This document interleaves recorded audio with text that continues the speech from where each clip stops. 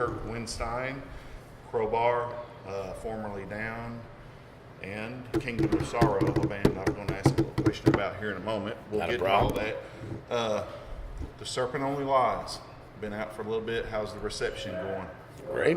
I mean, reviews have been really good. Fucking, the fans love it. We're currently only doing one song off of it because set's a little bit shorter than usual because it's a co-headliner with Goatwhore, so they play like almost an hour themselves, So we do like an hour, but we're doing Plasmic and Pure, track number 2 off of it, and it's gone over great live. So we'll pick up at least 2 more when we get home before the next run. But I mean, fans are loving it. The press has been very good to us. We made number 17 of the top 20 metal albums of the year in Rolling Stone, which is a good honor. So especially for Rolling Stone. Definitely. For some reason Symmetry in Black was number 9 of the top 20 of 2014, which was great. But it's just good to be recognized, and it is what it is. I mean, it's one magazine, one person. Like if you get I've never been one to worry about a review too much one way or the other, because it's it's a lot of times it's one person's opinion, and what they say about opinions. And it's subjective. Like you're saying, totally. It differs. From one person to another. Question on the title: what inspired the title of the new album?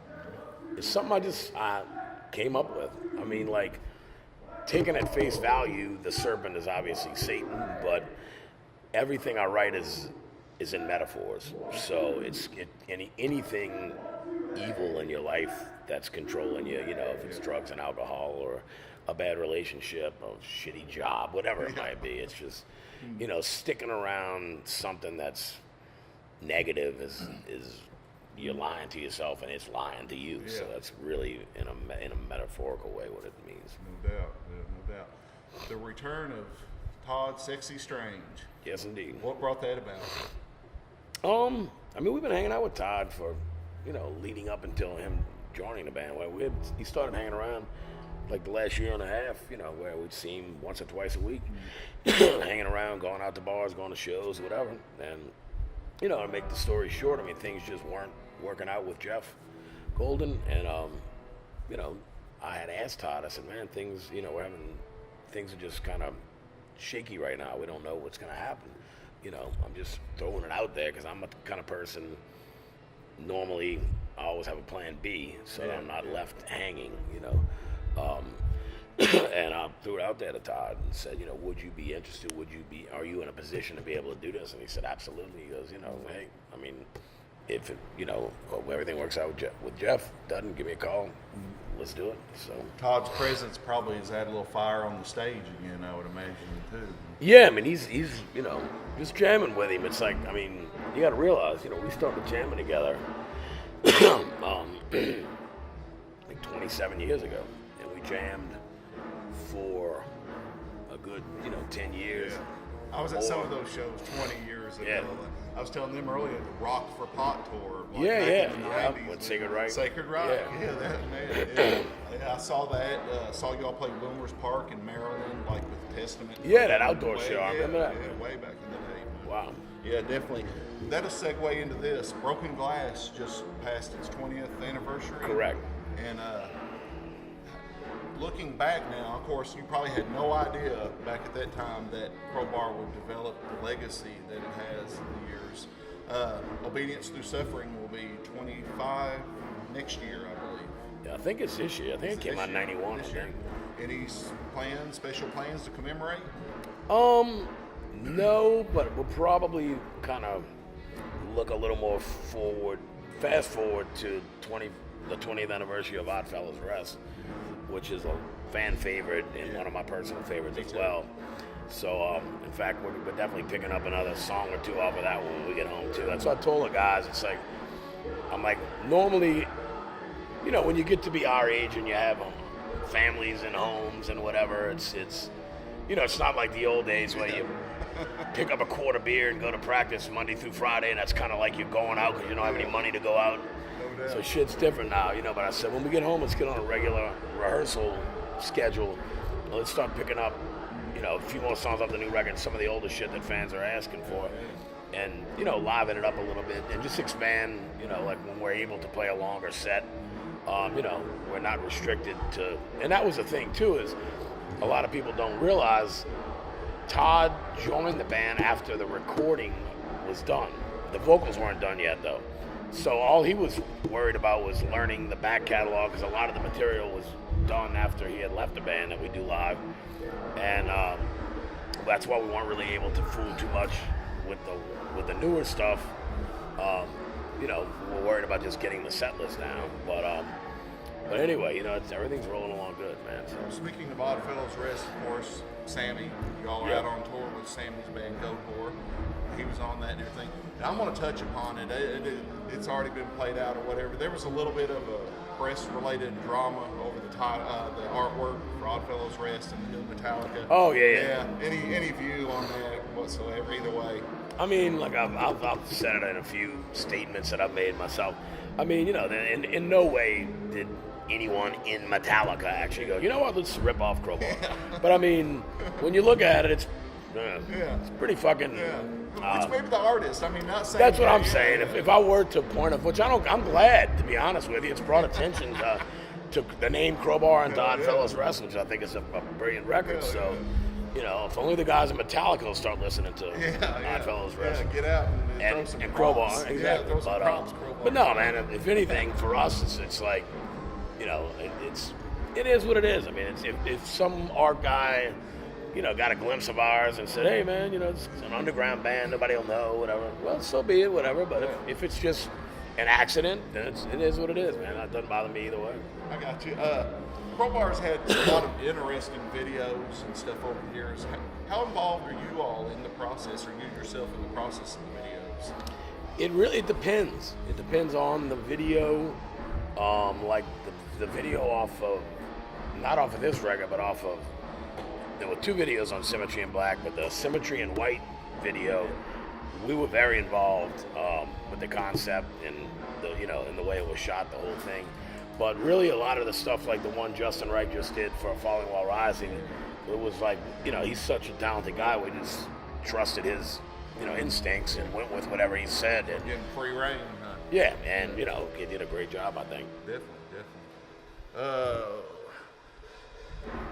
Kirk, I know you're a fan of a lot of the classic rock. You and I shared an affinity for Kiss. That was sort of what started me on my musical path, Hotter Than Hell, 74. What other bands, what sort of inspired you music-wise as far as from that era? I mean, everybody. The thing is around the 75, 76, when I discovered Kiss, that Kiss was my life. I didn't even listen to any other band.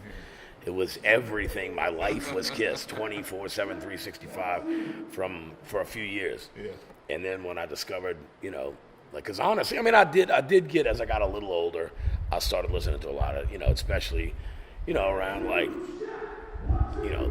by Dynasty, I was kind of like, although I do really like the record. By that time, I'd already discovered Eddie Van Halen, and he quickly became, my favorite guitar player. They became my favorite band. But also, I mean, all the other bands that I grew up listening to, I went back. When I say Kiss, it really was Kiss only. Yeah. But at the same time, of course, there was Led Zeppelin, there was Black Sabbath, there was Thin Lizzy, there was UFO, and it's weird. It's kind of like once I kind of went back and rediscovered all of these great bands from the 70s after I was a little older. Like I would say after the initial assault of the new wave of British heavy metal. Once I got rolling with Priest and Maiden and Saxon and Accept, even though they're not British, they're still part of it. Yeah. Motorhead, of course. Whatever it might be. I started going backwards. And that's when I discovered like Trouble. Yeah. And St. Vitus, bands like that. And then I rediscovered the brilliance of Sabbath. I rediscovered the brilliance of Led Zeppelin. I started discovering people like Robin Trower and Frank Marino and Mahogany Rush. Things like that, that really made a big impact and actually had a big influence leading up to what would develop into Crowbar. So I went like Thin Lizzy. It was like, I always loved them. I always liked them. And I remember having Live and Dangerous and, trying to pick out guitar parts and whatever when I was young. But, it was kind of like once I graduated high school, I'm actually calling myself a liar because earlier in the interview I said I always have a plan B. But when my decision to forego a collegiate education, there was no plan B on purpose. It was like I was registered twice at University of New Orleans, and I didn't know what I wanted to do. I mean, I wanted to play music. Yeah. The only other thing I've loved besides music was sports, and I'm like, well, I played organized sports my whole life. I'm like, obviously, I'm not playing college sports. I'm a pro. And I'm like, so what do I do? And it was like, you know what? Fuck it. I was already working a job, and my mom was like, what do you want to do? I'm like, and my mom and dad supported it. I got to give it to them. They did. Awesome.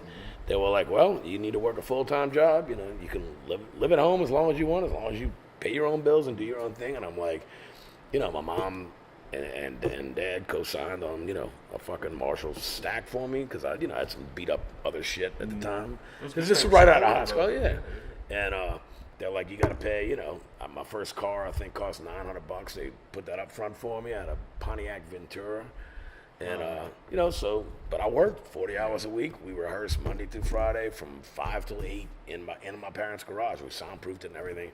And we did that, and that's really when I cut my teeth and really learned what was going on. That's when I finally made the decision to just say, there is no quitting, there is no giving up. It's going to happen.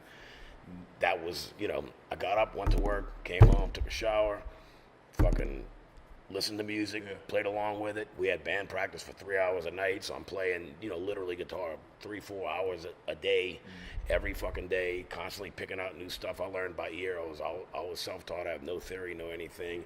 It's way before the internet. There was no tablature or shit. There was no, this is how you play it. It was just like, it really helped to develop your ear, But I mean, at that time, like I always say, I made more advancement, if you want to say that for lack of a better term, from the age 18 to age 21 as a guitarist, and I probably have in my whole life because I lived and breathed music and the guitar 24/7 at that point. And then later on, like when Crowbar was being formed, it was kind of the same thing, where like I had moved out of the house, but I just worked part-time at a sound and lighting company by that time, so I was still around music, and then we were rehearsing every night that, writing the material, which would end up being Obedience Through Suffering, and, so I was able to play guitar all night and listen to music all day, and, That's what it takes. Yeah, absolutely. Really, especially, like I said, before the internet age. I mean, yeah. Being the veteran that you are and everything in the music scene, what advice would you offer to any up-and-coming bands? Tell them to get the hell out of it. Pretty much, man. I mean, these days, quit while you're ahead. These days, have a plan B and C. Yeah, no doubt. I mean, I've always said the same thing. If you believe in yourself, you believe in what you're doing, I tell you what, you'll be tested many times along the way as to how difficult this business really is. But like with me, the thought has never honestly crossed my mind of quitting giving, no matter how tough it might have been. Yeah. I mean, I could not have a fucking nickel in my pocket, and was working some shitty job or whatever, but, it was still going to happen. Yeah. I was going to make a living playing music. That's just all it was. Yeah. So it's really about perseverance, determination, and, And the right reasons. Definitely. Yeah, I mean, you have to be good. You also have to, especially to have longevity. Anybody can be great for a hot second, but it's really about determination and just the just mental strength, to just sticking to what you believe in, believing in yourself, and not giving up regardless of what anybody says, regardless of what anybody tells you. You know, just if you believe in it, go for it. And sage advice, man. Yeah. Kingdom of Sorrow. Any possibility of any further material from that band at some point? I understand you're just a component of the band. Right. I have 5 letters of the alphabet. They are J, A, S, T, and A again. The other day, a guy, I call them kids, I'm old, but a guy came up in a Hatebreed hoodie we were in Indiana. Yeah, man. You know, I said, he's like, I really love Kingdom of Sorrow. You know, I'm excited for your Crowbar show tonight. And see, he's got the Hatebreed on. I'm like, cool hoodie. He's like, yeah, I saw him a couple of months back, and I asked Jamie about Kingdom of Sorrow, and he said to ask you. And I'm like, well, he's the one to ask. I'm up for it. He knows that. He manages Crowbar. Jamie Josta does with Steve Ross, who manages Hatebreed, Josta, and all of his million other, side businesses. He's an extremely hard-working dude. But, I mean, I'd be up for it. You know, the 2 records were great. Phenomenal. We had a blast doing them. They did well. They sold well. They were very well received. So, I mean, I see no reason in the world at some point in time not to do at least one more. Just I'm all for it. Yeah, myself, man. Definitely. Sure. Kurt, we usually close with just an open floor. Anything that you want to say, share, rant, bitch about, whatever, I'll leave the forum up to you to do so. I don't want to bitch about anything.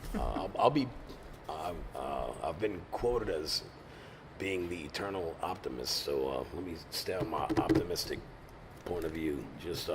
I just want to honestly thank everybody for, all the support that we've gotten by, not just the fans, just the business in general, everyone that's helped us get to where we are today. I mean, sadly, bands are falling off the face of the earth, every fucking day. It's like bands that, I don't mean just from people passing away and things like that, but just bands are just giving up, quitting, just stopping doing it, whatever it might be, so, for us to be doing it this long is a great thing. And to me, I've long since passed the point of no return.